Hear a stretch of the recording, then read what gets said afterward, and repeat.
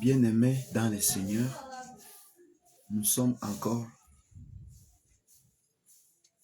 une fois remplis de joie de vous trouver en ce moment dans le cadre de notre programme Wateule Tuemacho. Aujourd'hui, nous avons choisi pour vous un thème tellement intéressant et ce thème porte essentiellement sur les signes indicateurs d'une communauté en voie d'écroulement. Il y a des signes qui indiquent, il y a des signes qui montrent une communauté qui est en voie d'écroulement, c'est-à-dire une communauté qui va vers l'écroulement. Bien-aimés dans le Seigneur, chers dirigeants d'église, devons le savoir que les formes de gouvernement ne sont que des principes humains. Ce sont des principes humains. Oui, ce sont des principes qu'on peut avoir instaurés pour la gestion de l'église ou de la communauté, mais ce sont des principes humains et ne sont pas des commandements inchangeables. La vraie forme de gouvernement d'une communauté est celle qui accomplit fidèlement la volonté de Dieu. Et si une forme de gouvernement ne parle pour l'accomplissement de la volonté de Dieu, alors elle n'a pas la raison d'être. Au jugement final, la forme de gouvernement que tu as choisi en tant qu'un dirigeant ne sera pas un prétexte qui pourra vous amener à vous épargner du jugement de Dieu. Tu ne diras pas au Seigneur, non, notre forme de gouvernement était de cette sorte, c'est pourquoi je n'avais pas fait ça. Au jour du jugement, toutes les questions te seront posées.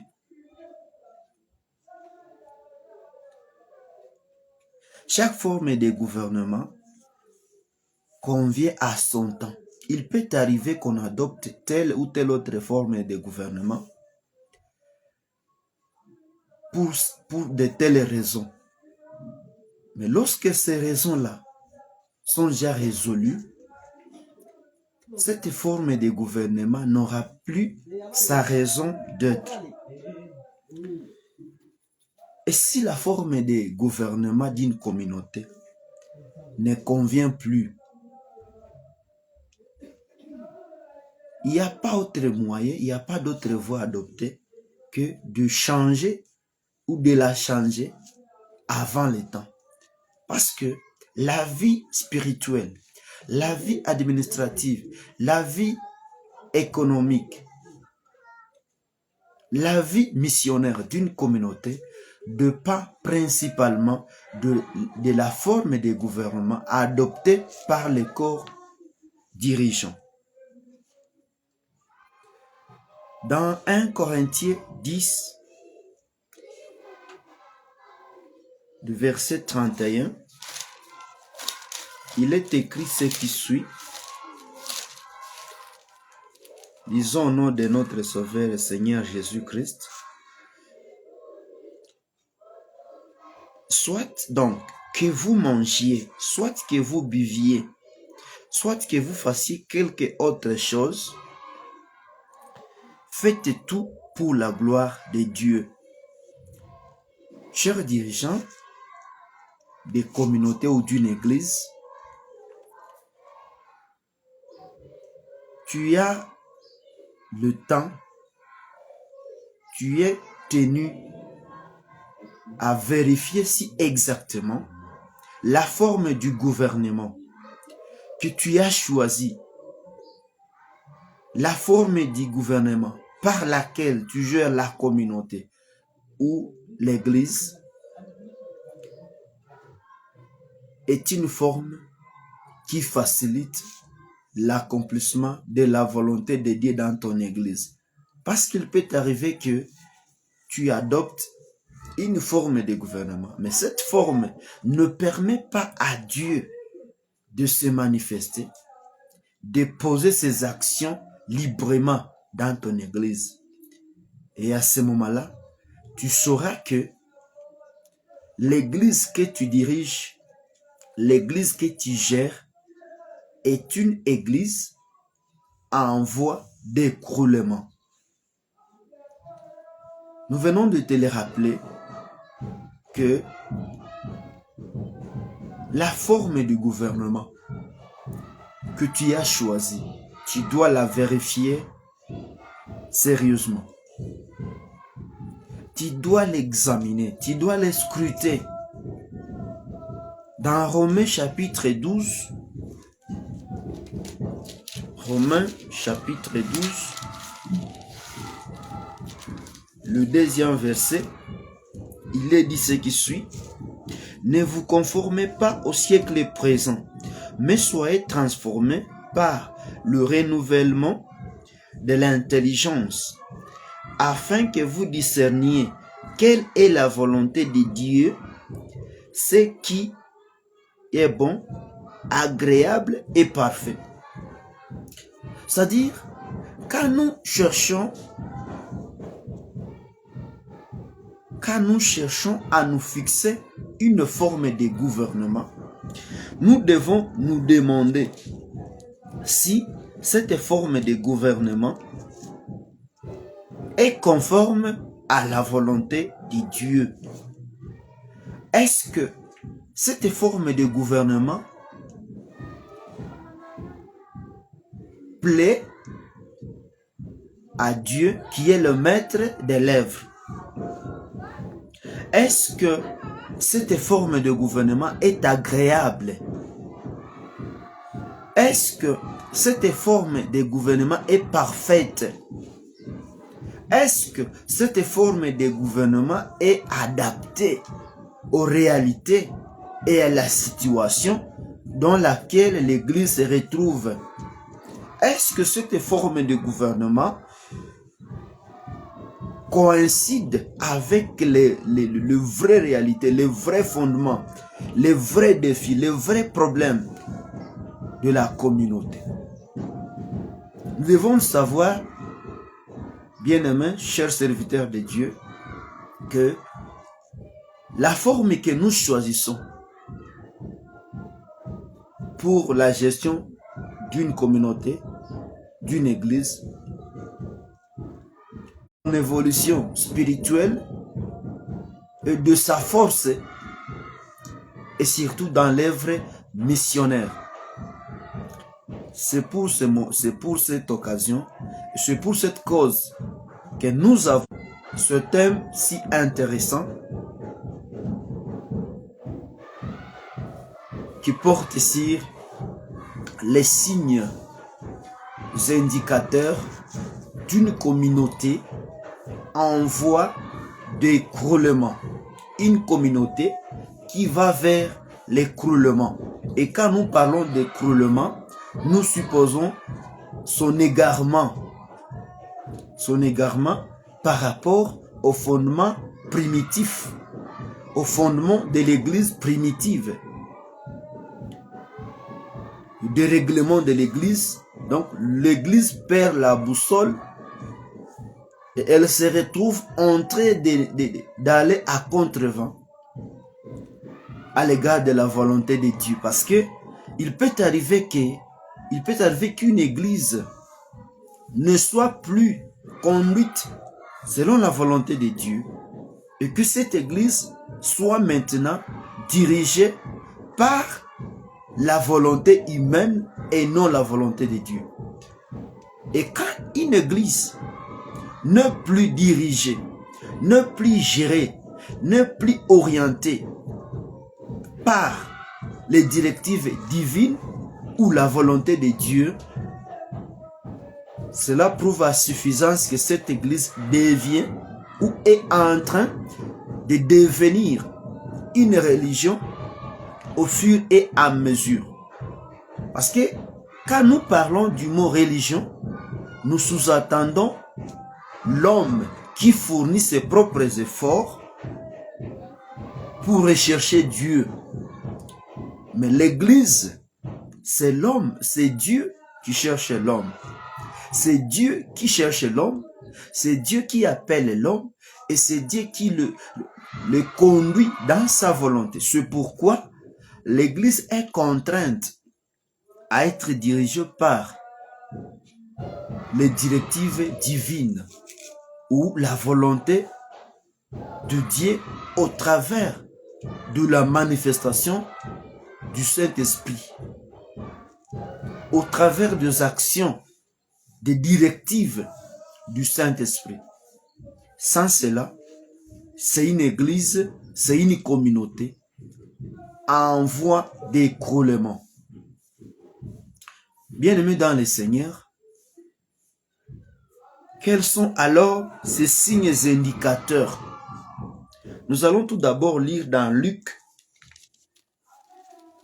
chapitre 11. Luc, chapitre 11, le 17e verset. Luc, chapitre 11, le 17e verset.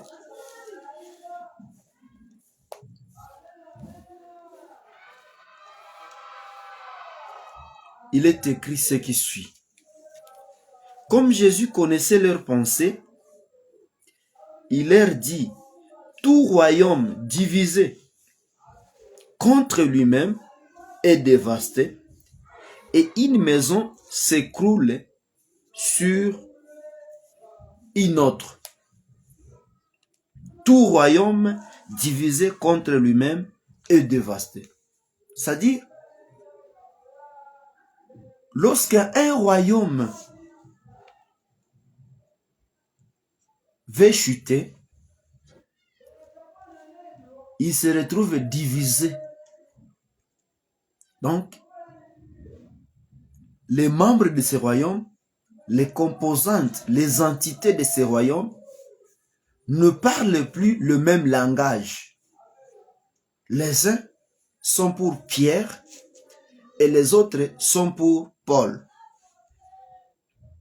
Alors, quels sont les principaux signes indicateurs de cette communauté en voie de disparition, en voie d'écroulement? Une communauté qui veut s'écrouler, il y a des signes indicateurs par lesquels nous pouvons la découvrir. Nous allons parler des 12 signes. Le premier signe, c'est la perte du miroir spirituel. Le miroir spirituel, c'est l'image de l'église primitive.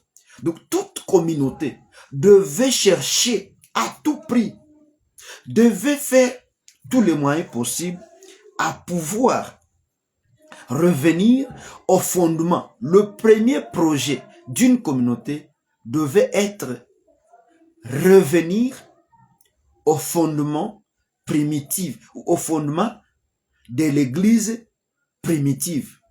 Et quand une communauté ne pense plus au fondement de l'église primitive, cette communauté est en voie d'écroulement.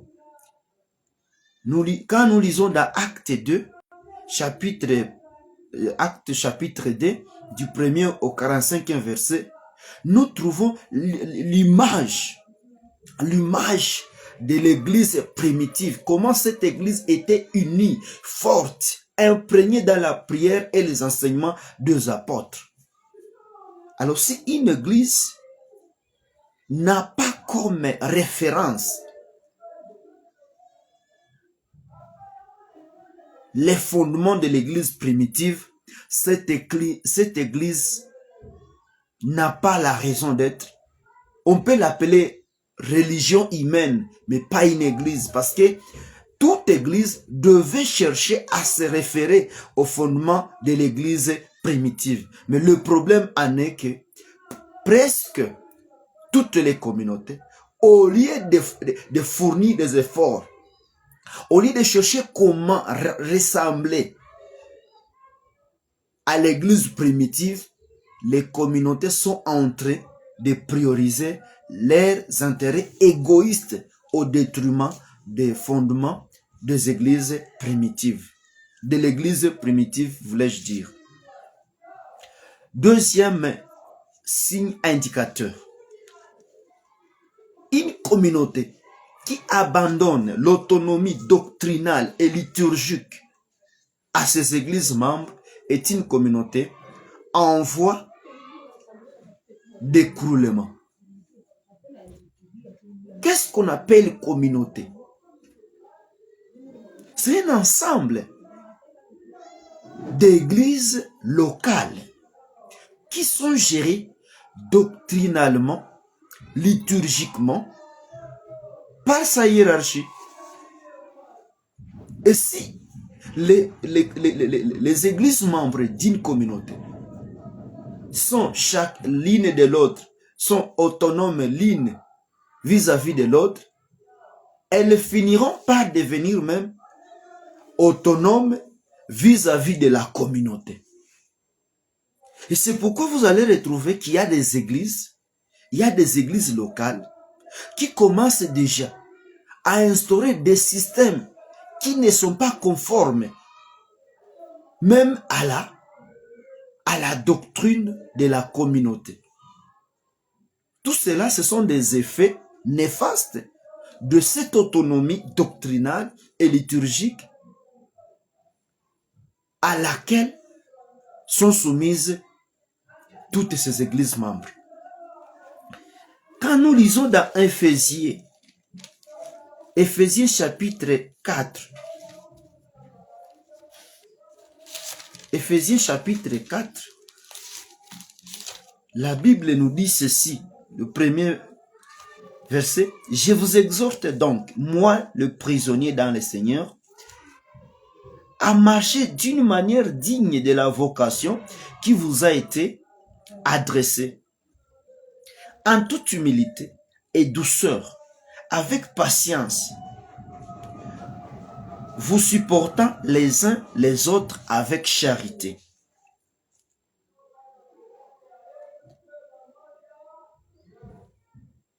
Vous efforçant de conserver l'unité de l'esprit par les liens de la paix. Il y a un seul corps, un seul esprit, comme aussi vous avez été appelés à une seule espérance par votre vocation. Il y a un seul Seigneur, une seule foi, un seul baptême, un seul Dieu et Père de tous, qui est au-dessus de tous et parmi tous et en tous. Que Dieu nous fasse grâce. Si une communauté, cette communauté est en voie d'écroulement, dans peu de temps, cette communauté peut s'écrouler. Parce que l'écroulement d'une communauté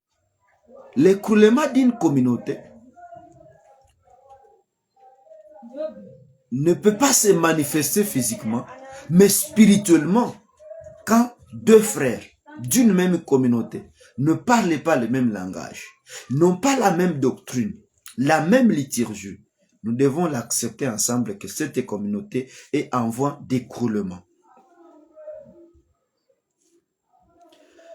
Troisième signe indicateur. Lorsque dans une communauté,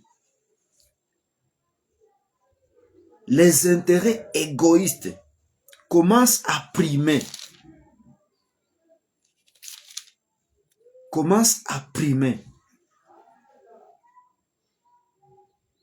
sur l'intérêt général, cette communauté va vers l'écroulement.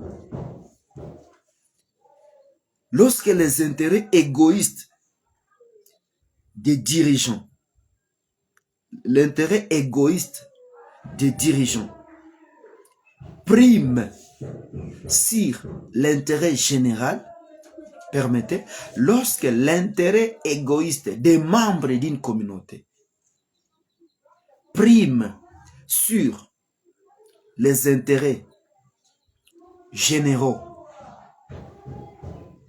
d'une communauté ou de la communauté, vous devez le savoir que cette communauté est en voie d'écroulement.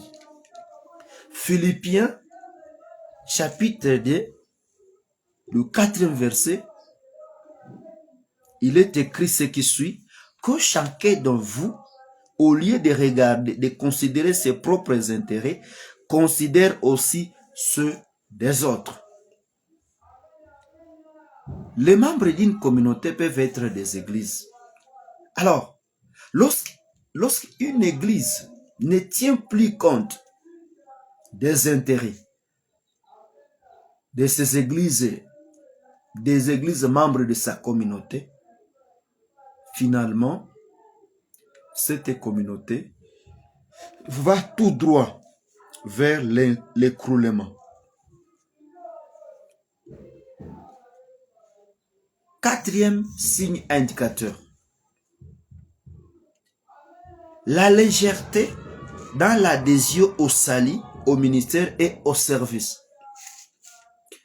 La force spirituelle d'une communauté dépend de la manière selon laquelle les nouveaux convertis sont orientés, sont conduits pour ou vers la maturité spirituelle. Il arrive des fois qu'une église peut baptiser même 100 nouveaux convertis tout au long de l'année. Faites seulement un exercice. À la fin de l'année, demandez à ceux gens qui ont été baptisés au courant de cette année de s'élever. Vous allez manquer même 15 personnes. Et là, l'église écrit des rapports comme quoi nous avons baptisé 100 brebis. Ces brebis, comment elles sont encadrées spirituellement de le bas âge jusqu'à la maturité spirituelle. L'église devait devenir comme une école. Ce que Jésus nous a dit, allez et faites de toutes les nations mes disciples. Il ne nous a pas demandé de baptiser seulement. Il nous a demandé de faire de toutes les nations ses disciples. C'est pourquoi vous allez trouver un chrétien, une brebis, qui a plus de 15 ans à l'église, mais qui demeure toujours bébé spirituel. Et c'est pourquoi Paul a beaucoup regretté de trouver des gens qui supposaient avoir de la maturité, qui continuent à manifester des comportements vraiment des enfants spirituels. La manière selon laquelle les gens sont intégrés dans les ministères peut prouver à suffisance une communauté en voie d'écroulement. Aujourd'hui, il y a dans certaines églises, quand quelqu'un est baptisé, on se dit, pour qu'il puisse croître spirituellement, orientons-le dans une chorale, dans un ministère quelconque. Ça, c'est un danger. Il n'a pas encore eu l'affermissement spirituel. Il n'a pas encore de la maturité spirituelle. Vous l'orientez dans un ministère. Bien-aimés, chers serviteurs de Dieu, le ministère n'est pas un lieu où on doit orienter une brebis, une agnelle, permettez le terme, c'est-à-dire un nouveau converti. Non. Affermissez d'abord cette brebis. Essayez les dons en cette brebis. Stimulez cette brebis au ministère. Et cette brebis va décider d'elle-même quel ministère choisir à l'église. La manière selon laquelle les serviteurs de Dieu adhèrent au service dans l'église peut indiquer, peut montrer une communauté en voie d'écroulement. Parce que La vie spirituelle d'une communauté dépend du niveau de croissance spirituelle, dépend de la maturité des dirigeants. Quand un dirigeant est bien affermi, il ne peut pas manquer à bien affermir les brebis. Alors imaginez-vous et posons-nous cette question. Un pasteur, un révérend, un docteur Moualim, un évangéliste, un chef de département qui n'a pas été affermi spirituellement. Il n'a pas de la maturité, permettez. Comment il saura faire croître l'Église spirituellement? Cinquième signe indicateur, l'autonomie administrative est aussi parmi ces signes indicateurs d'une Église qui va s'écrouler dans peu de temps. L'administration, c'est ça la force de direction d'une communauté. Lorsque les églises membres d'une communauté sont autonomes l'une de l'autre administrativement, cette communauté est en voie d'écroulement. Il peut arriver au moment où une paroisse va se déclarer autonome légalement. C'est vrai. Dans le statut, il est écrit que si une paroisse ne veut plus cheminer ensemble avec la communauté, elle doit remettre le patrimoine à la communauté. Mais il n'y a pas de patrimoine, il n'y a pas de bon patrimoine, permettez, plus que les ressources humaines.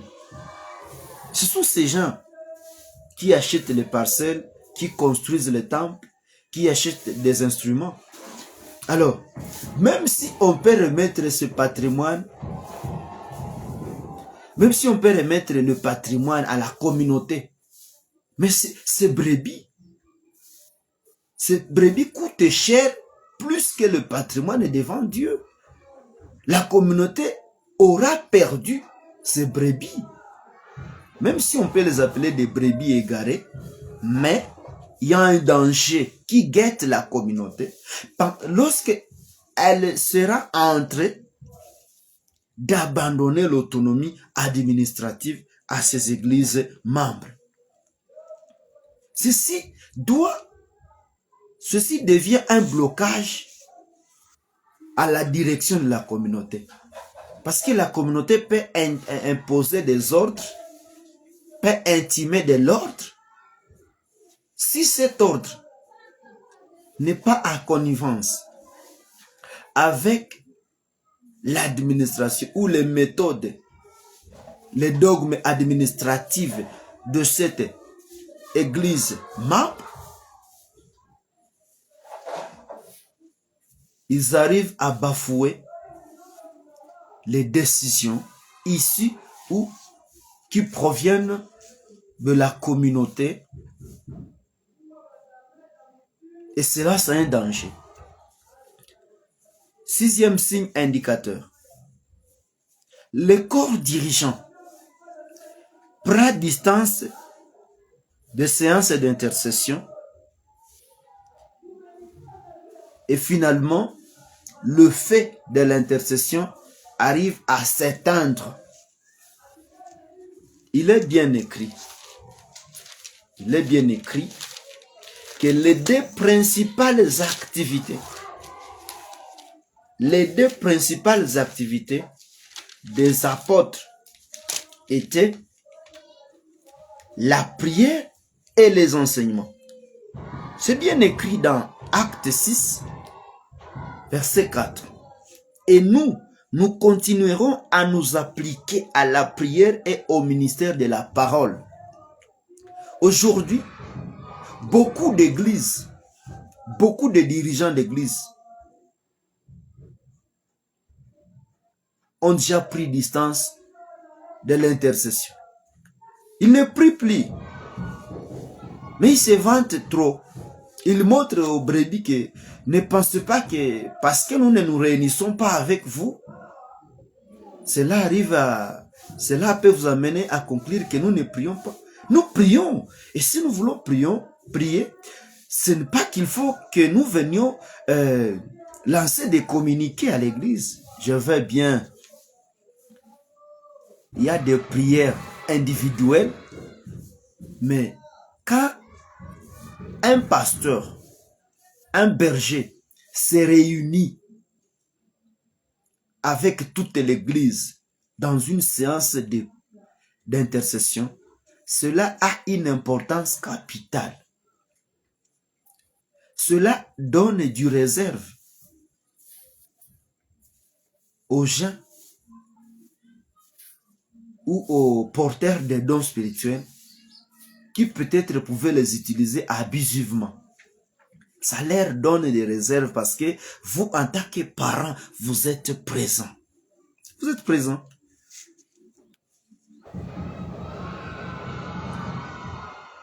Beaucoup de pasteurs se disent, nous prions à la maison.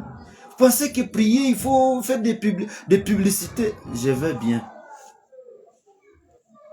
On peut prier à la maison, mais votre présence parmi vos brebis est d'une importance capitale. Parce que c'est vous qui allez diriger, c'est vous qui allez orienter, c'est vous qui allez affermir les utilisateurs des dons spirituels dans votre église parce que vous donnerez rapport. Vous rendrez compte à Dieu comment vous avez géré les dons spirituels que Dieu a mis dans l'église sous votre direction. Dans 1 Thessaloniciens 5, il est dit, n'éteignons pas le feu de l'esprit. Le feu de l'esprit s'éteint lorsque une église n'arrive plus à organiser des séances d'intercession et d'enseignement biblique. Trouvez qu'aujourd'hui, les leaders d'église ont pris distance des séances d'intercession et ils arrivent aussi à prendre distance des enseignements. Ils pensent que ce sont les gens qui peuvent s'adonner aux enseignements. Non, vous êtes le premier enseignant de votre église. Vous êtes le premier enseignant, vous êtes le premier répondant. Ce n'est pas une tâche. Jésus l'a bien dit à l'apôtre Pierre. Paix mon troupeau. Faites nourrir spirituellement mes brebis. C'est une grande responsabilité pastorale. C'est parmi les grandes responsabilités pastorales. Et lorsqu'un dirigeant d'une église prend distance des séances d'intercession de son église, sachez que cette église aussi est en voie de disparition. Parce qu'il est écrit dans Psaume chapitre 133, du 1er au 3e verset, l'onction devait descendre de la barbe d'Aaron. Exemple de l'onction de toi, pasteur, toi, révérend. Cette onction devait descendre sur les vêtements. Exemple des gens qui sont derrière toi. Cette onction devait descendre aux genoux. Exemple de ce gens-là. Des responsables des ministères, des responsables des groupes au sein de votre église, jusqu'aux orteils, exemple des fidèles. Donc, pour qu'une église soit remplie du Saint-Esprit, pour qu'une église soit ointe, pour qu'une église ait réellement de la force spirituelle, Cette force doit dépendre de toi, berger. C'est pourquoi quand nous lisons dans Apocalypse, chapitre 2 et chapitre 3, le Seigneur était en train de s'adresser aux anges de l'église. Cher serviteur de Dieu, est-ce que tu demeures ange de ton église? Parce que si tu n'es pas la jonction entre Dieu et ton église, tu n'es pas ange de cette église. Tu es comparable à l'ange de l'église de Laodicée qui n'était ni chaud ni froid. La force spirituelle de la prière dans ton église dépend de toi, berger. Cette force va descendre au niveau de pasteurs, ça descend au niveau des aides-pasteurs, ça descend au niveau des responsables des ministères et groupes au sein de l'église, ça descend au niveau des gens qui ont des dons spirituels, jusqu'aux fidèles. C'est pourquoi il peut arriver des fois que nous attaquions aux gens qui prient, aux intercesseurs. Mais nous avons aussi la responsabilité d'aller les enseigner, de les participer. Si pas tous les jours, mais à quelques instants, créer les occasions, créer les moments de participer ou d'organiser des séances d'intercession. Non seulement des petites durées, mais aussi de longues durées avec tes brebis. Cela a une importance capitale dans ta vie spirituelle.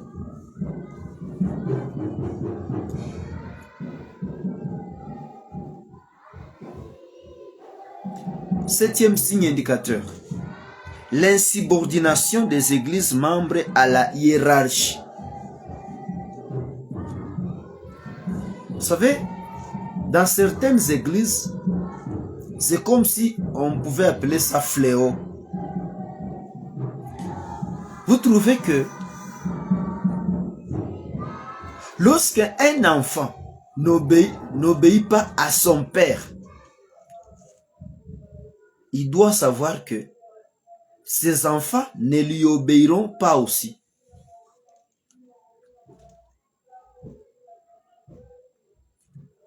Lorsqu'un berger n'obéit pas, lorsqu'un chef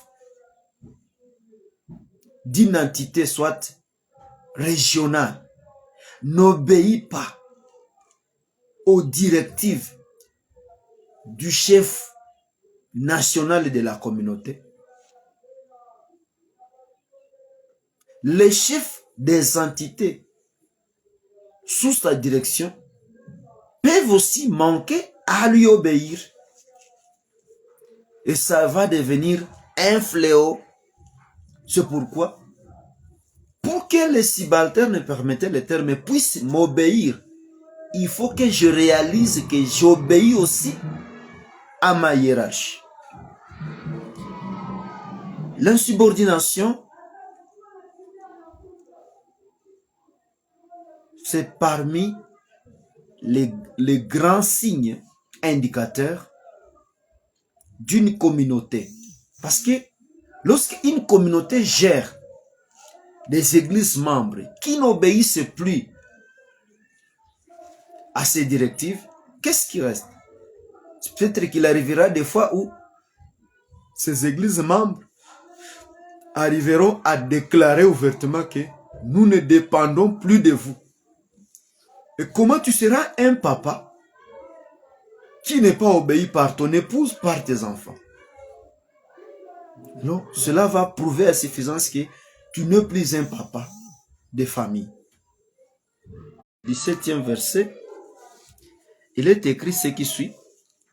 Obéissez à vos conducteurs et ayez pour eux de la déférence, car ils veillent sur vos... Qu'il soit ainsi, afin qu'ils le fassent avec joie et non en gémissant, ce qui ne vous serait d'aucun avantage.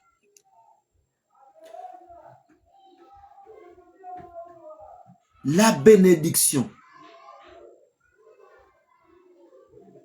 d'un serviteur de Dieu peut aussi dépendre de ce fait-là, de ce fait-là, de bien accomplir les directives de sa hiérarchie. Pour qu'un pasteur soit bien béni, il doit réaliser qu'il demeure soumis aux directives de sa hiérarchie. Et si il ne demeure pas soumis, il peut se retrouver en train de servir Dieu, mais la porte du ciel lui sera refusée. 8e signe. Autonomie gestionnaire des projets et la déviation des avantages de ces projets de la communauté. Lorsque ce n'est pas la communauté qui gère son patrimoine, qui gère ses projets, donc la gestion de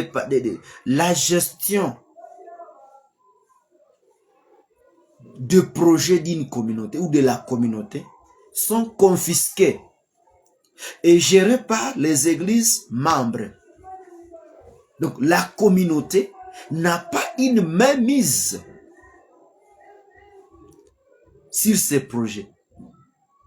C'est pourquoi, dans les temps qui viennent de passer, nous avons entendu dire que certains chefs des communautés ont accepté de signer une lettre interdisant l'autorisation de recevoir la dîme des mains des fonctionnaires engagés dans les projets de cette communauté-là. Pourquoi? Parce que ce gestionnaire national trouve qu'il n'a pas d'intérêt. Il n'a aucun intérêt. Donc le corps dirigeant de la communauté n'a aucun intérêt dans les fruits de ces projets. Ces projets sont initiés par l'Église. Ces projets devaient viser l'intérêt de la communauté ou de l'Église. Mais le problème en est que une communauté peut implanter des projets, mais ce projet ne procure aucun intérêt à ses fidèles qui ont contribué pour acheter la parcelle, pour construire, pour acheter les équipements. Mais quel est l'intérêt que ces membres qui ont contribué gagnent dans ces projets? Il peut arriver aussi qu'une communauté confisque. Une communauté peut aussi confisquer les intérêts des églises membres. Elle gère les revenus de tous ces projets. Il n'y a pas d'opération retour. Ça peut aussi arriver. C'est inconcevable de trouver que une paroisse puisse débuter un projet d'une structure sanitaire, mais les pasteurs, les serviteurs, les membres de cette église qui commenceront à propager une mauvaise propagande tôt ou tard. Pourquoi? On a abandonné l'autonomie gestionnaire des projets à son triste sort. Que Dieu nous fasse grâce.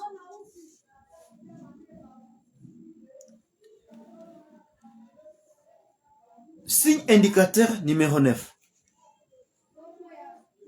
les principes humains commencent à l'emporter sur les directives divines.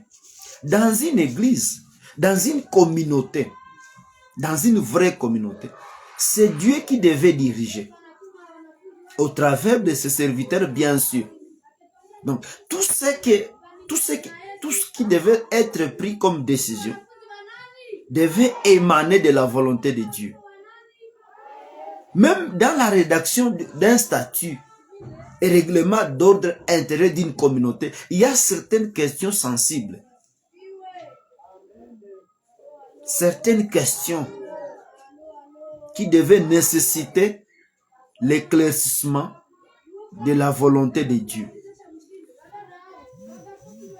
Le problème est que les communautés, au lieu d'être dirigées par le Saint-Esprit, ils commencent à fouler aux pieds certaines directives divines au nom des principes qu'ils ont élaborés dans les statuts et règlements d'ordre intérieur. Ce n'est pas un péché. Rédiger un statut, rédiger un règlement d'ordre intérieur, c'est une recommandation biblique. Dans 1 Corinthiens 14, 40, il est écrit que tout se fasse avec ordre. C'est tout à fait normal. Mais une communauté en voie d'écroulement est prête à fouler aux pieds la volonté de Dieu au profit de quelques principes qu'elle s'est élaborés. Nous devons le savoir, bien-aimés. Le statut ou le règlement d'ordre intérieur n'est pas la Bible de l'Église, n'est pas la Bible de la communauté. Ce sont des principes que nous avons élaborés et que nous pouvons changer à n'importe quel cas s'ils ne coïncident pas avec la volonté de Dieu. Et c'est ce qui amène beaucoup de communautés à devenir des religions au lieu de demeurer église. Parce que quand une communauté ne veut plus être dirigée par le Saint-Esprit, c'est qu'elle veut devenir une religion. Elle cherche une autonomie à l'égard de la volonté de Dieu. Et quand une communauté devient autonome à l'égard de la volonté de Dieu, automatiquement, elle n'a pas raison d'être appelée église, elle devient automatiquement une religion.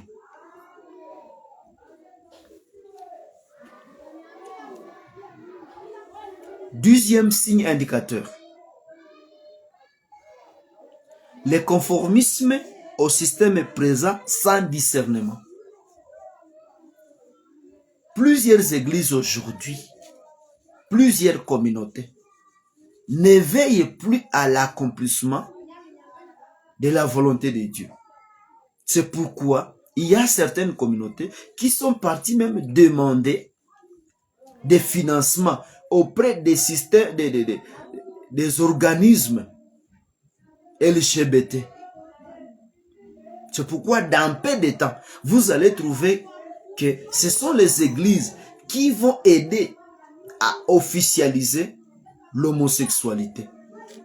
Ce sont les églises qui vont aider à propager l'homosexualité. Pourquoi? Parce que au lieu que les dirigeants de la communauté cherchent quelle est la volonté de Dieu, il va chercher des financements auprès des sociétés obscures. Et cela, c'est un danger. Se soumettre à leurs ordres. Une église, c'est pourquoi vous allez trouver qu'il y a certaines églises qui commencent à ordonner des femmes comme des révérends, comme des pasteurs. Ce n'est pas gratuit. Ces communautés ont déjà signé des contrats avec les sociétés ou organismes qui plaident pour la parité. Et les gens ne sauront pas quelle est la vraie raison. Et pour se couvrir, il faut montrer, non, vous savez, c'est la Bible qui autorise qu'on ordonne les femmes comme des pasteurs, comme des révérends. Non. Tout ça, c'est parce que au lieu que la communauté cherche à se conformer à la volonté de Dieu, plusieurs communautés sont en train de se conformer au système du siècle présent, au système de ce monde, sans discernement. Tout ce qui arrive, on adopte sans discerner.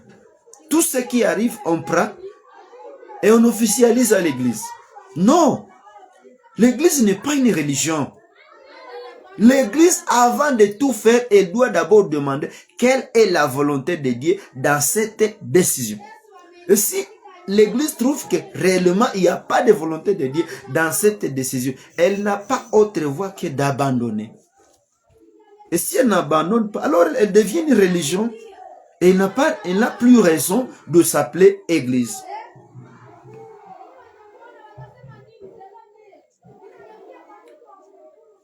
Dans Romains chapitre 12, le deuxième verset, il est dit que nous ne devons pas chercher à nous conformer au système de ce monde.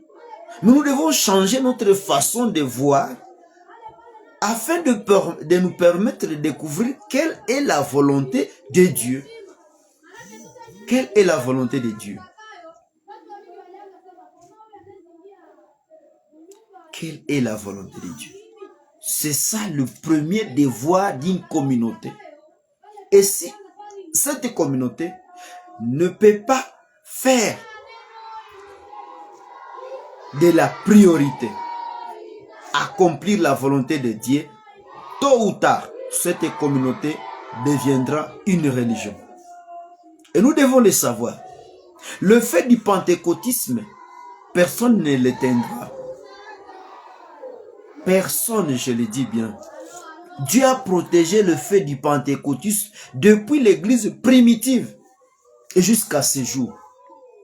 Et si une communauté ne peut pas être à mesure de gérer ces faits du pentecôtisme, Dieu n'est pas obligé de vous imposer sa direction.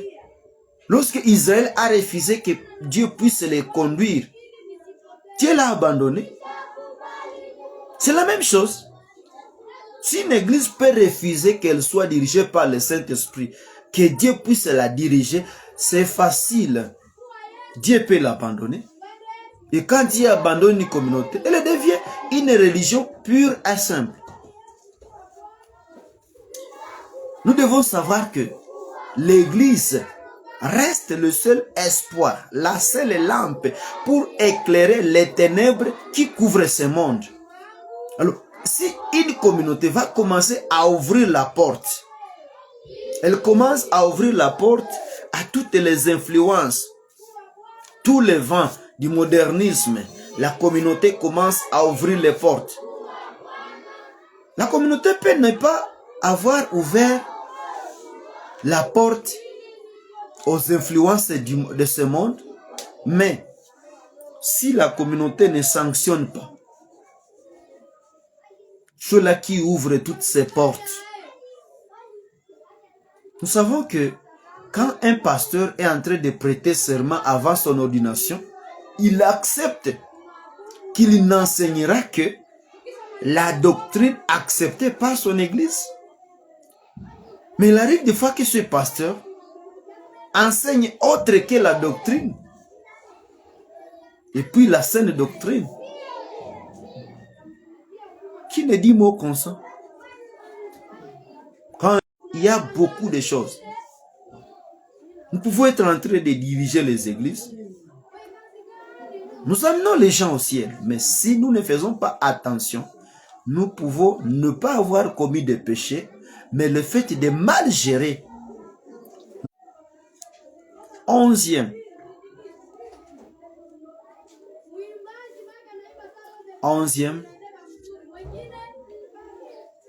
La cupidité du corps dirigeant. au détriment de leurs adjoints. Il y a certains chefs de communauté qui, au nom de l'argent, au nom de l'offrande, ils sont prêts à sacrifier toute la communauté. Donc, ils sont prêts à se battre pour l'offrande. Mais la vie spirituelle des brebis, ils n'ont pas le temps même d'y réfléchir. Donc, pensez à la vie spirituelle, à la conduite spirituelle des brebis, devient accessoire et l'offrande devient la priorité des priorités. Ça, c'est un problème. Cela montre que cette communauté est en voie d'écroulement. Ce n'était pas ça la volonté de Dieu. Dieu a établi les apôtres, les pasteurs, pour paître son troupeau. Et que ces troupeaux fournissent du lait aux bergers.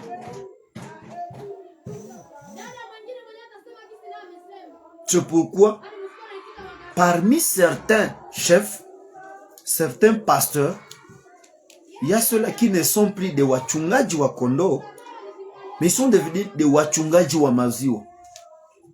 Il est seulement pour demander combien on a offert. Certains abandonnent même les églises à leur triste sort. Une année, 2 ans, 3 ans. Ils n'arrivent pas là-bas. Mais quand même, ils appellent combien on a offert. Est-ce qu'il n'y a pas quelqu'un qui a offert quelque chose là-bas? Il y a quelqu'un qui me dit qu'il y a une chèvre qu'on a apportée à l'église.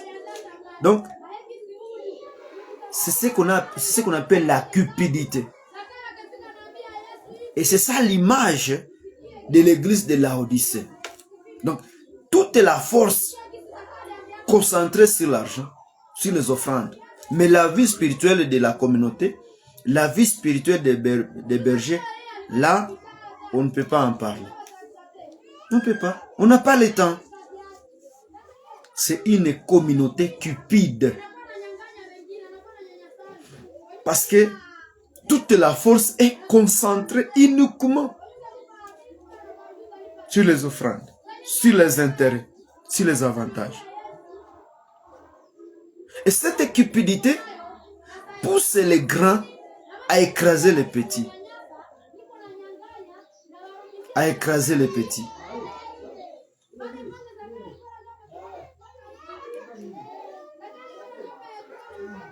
Et finalement, les petits, parce qu'ils n'ont pas été affermis,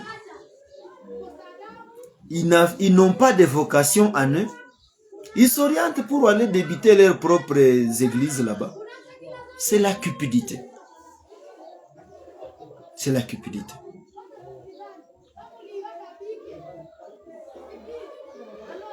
Dans Philippiens chapitre 2, le 4e verset, il est écrit que nous ne devons pas voir seulement nos intérêts, mais aussi les intérêts des autres. Il n'est pas mauvais de se procurer quelque chose, mais pensez aussi aux gens qui sont derrière toi, aux gens avec qui tu gères l'église.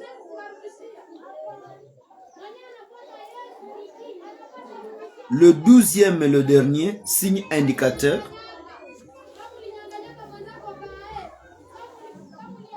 le 12e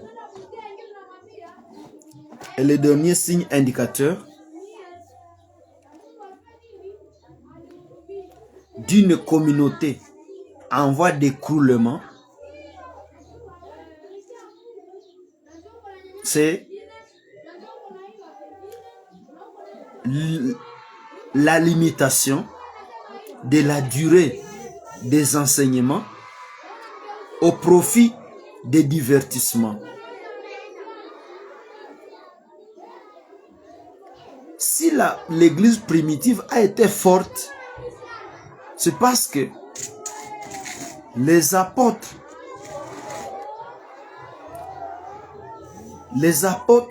ont priorisé les enseignements et l'intercession. On a pris du temps suffisant pour la prédication. Mais aujourd'hui, c'est un problème. C'est un problème. Prêchez seulement pendant 1 heure, l'église vous jette des pierres. Et cela est aussi acclamé par certains dirigeants sous prétexte que non, nous ne devons pas passer tout le temps à l'église. Mais que signifie dimanche, jour de repos?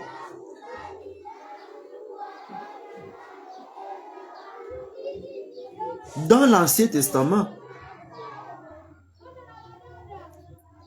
le premier jour de la semaine, que nous appelons dimanche, était un jour où on ne devait pas faire quoi que ce soit. C'est bien écrit dans le livre des Nombres. Nombre 28, 18. 18. Le premier jour, il y aura une sainte convocation. Vous ne ferez aucune œuvre servile. Le dimanche, c'est l'unique jour que nous avons sanctifié pour le repos. Mais prêcher seulement pendant 1 heure, ça devient un problème dans plusieurs églises. C'est un problème. Ça, c'est un des grands signes indicateurs d'une communauté en voie d'écroulement. La parole, c'est ça la nourriture spirituelle. Le culte matinal. Il y a certaines églises où les gens ne participent plus. Une église qui compte à son sein plus de 800 personnes n'arrive pas à réunir même 50 personnes au culte matinal. Le dimanche demeure alors la seule occasion. Le dimanche demeure la seule occasion d'enseigner. Et quand c'est dimanche, beaucoup de chansons, beaucoup de divertissements, beaucoup de distractions, mais la parole, 30 minutes. Ça, c'est une communauté, ça, c'est une église en voie d'écroulement. C'est une église qui va s'écrouler dans peu de temps. Qu'est-ce qu'il est? Il est dit dans Colossiens, chapitre 3, verset 16.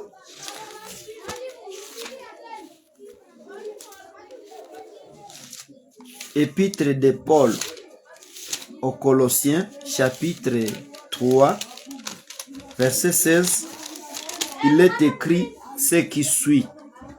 Que la parole du Christ habite parmi vous abondamment. Instruisez-vous et exhortez-vous les uns les autres en toute sagesse par des psaumes, par des hymnes, par des cantiques spirituels, chantant à Dieu dans vos cœurs sous l'inspiration de la grâce. Que la parole habite parmi vous abondamment. C'est-à-dire, la parole, les enseignements, les séminaires, c'est ça la nourriture. Et les membres d'une communauté doivent ressembler à la nourriture spirituelle dont ils sont nourris. S'ils sont bien nourris, cela doit se manifester. Bien-aimés dans le Seigneur, nous avons voulu, au travers de cette vidéo, aborder ce sujet, ce thème très sensible. C'est dans l'objectif d'aider certains leaders, certains dirigeants des communautés qui pourront nous suivre.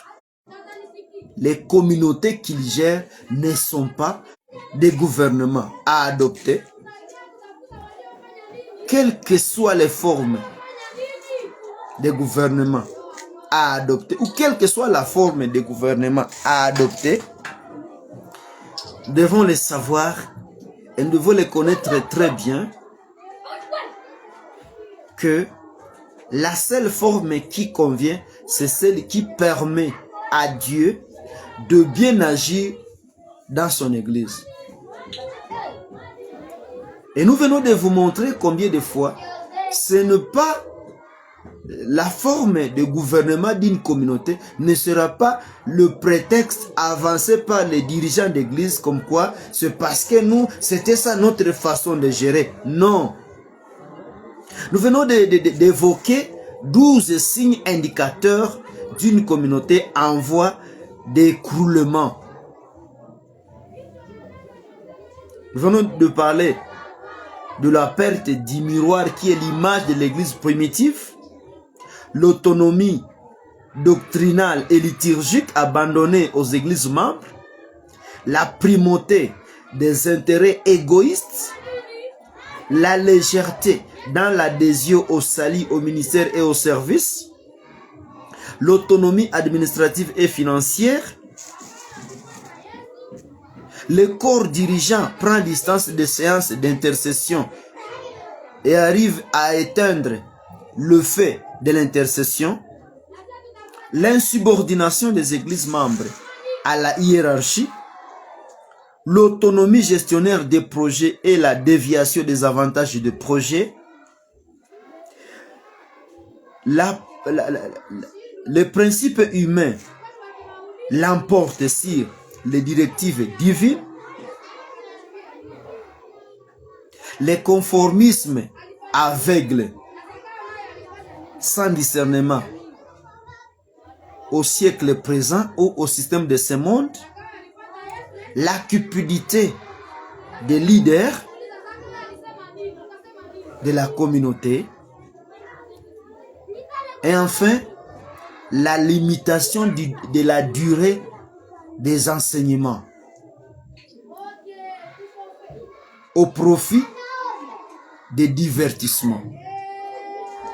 Bien-aimés dans le Seigneur, nous avons la foi que ce message ne pourra pas manquer inaperçu, ne pourra pas passer inaperçu. Veuillez partager ce message. En le partageant, vous pouvez avoir sauvé une communauté, vous pouvez avoir sauvé une église, vous pouvez avoir sauvé un leader quelconque. Que Dieu vous bénisse.